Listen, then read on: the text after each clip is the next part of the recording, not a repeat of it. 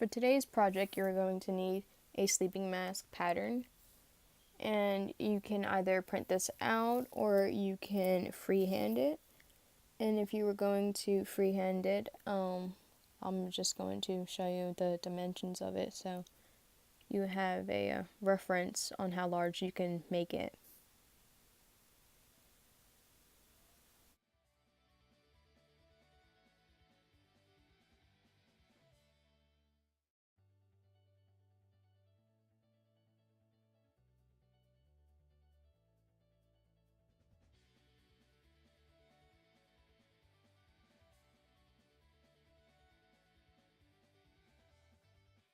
You are also going to need fabric.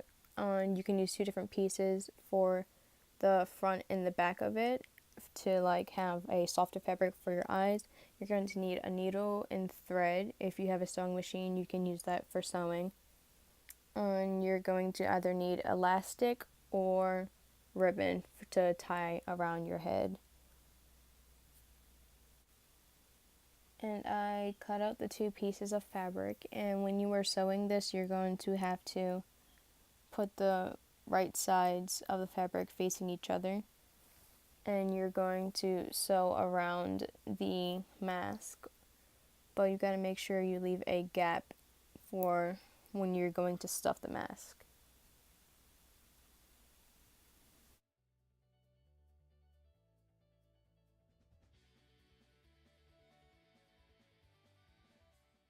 But don't forget about the ribbon or elastic. Here you would have to sandwich the ribbon or elastic in between the two fabrics, but make sure it's on the inside so that when you flip it inside out, the elastic or the ribbon is on the outside so you can tie it. I don't know how to explain it.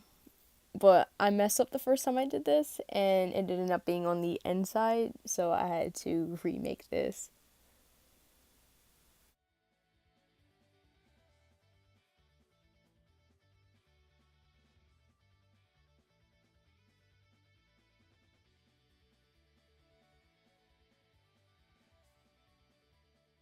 Okay, so I have sewn around the mask and made sure to leave a gap.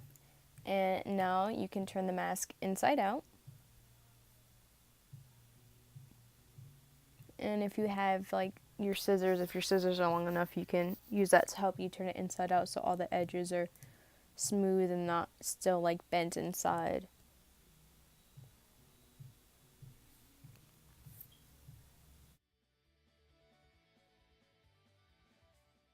And once your mask is right side out, you can start stuffing the inside of it.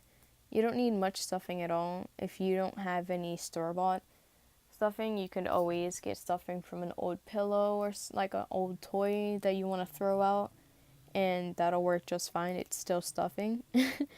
And just try to make it as even as you can. You don't need much, like I said, again, at all to fill the mask up. And you don't want to put too much because then it's too bulky and then it just feels weird.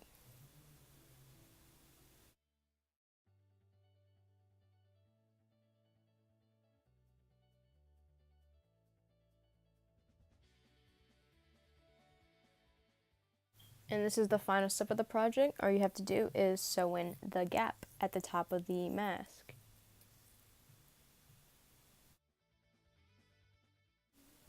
Just watch how I sew it here. I first start out with putting the needle through the back end that goes on your face so that the knot is hidden in between the two fabrics, and just watch how I stitch it because I don't know how to explain it well.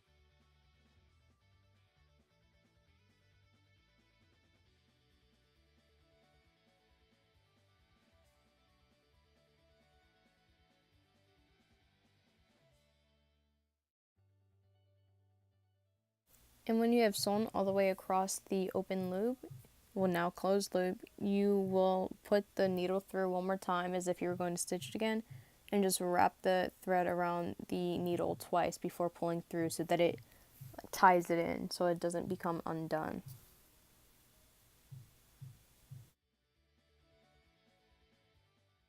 And once you cut the thread off, then you are done. Your face mask is complete. Thank you for watching, and if you would like to learn how to make anything else, leave it in the comments below. Give this video a like, and don't forget to subscribe for more.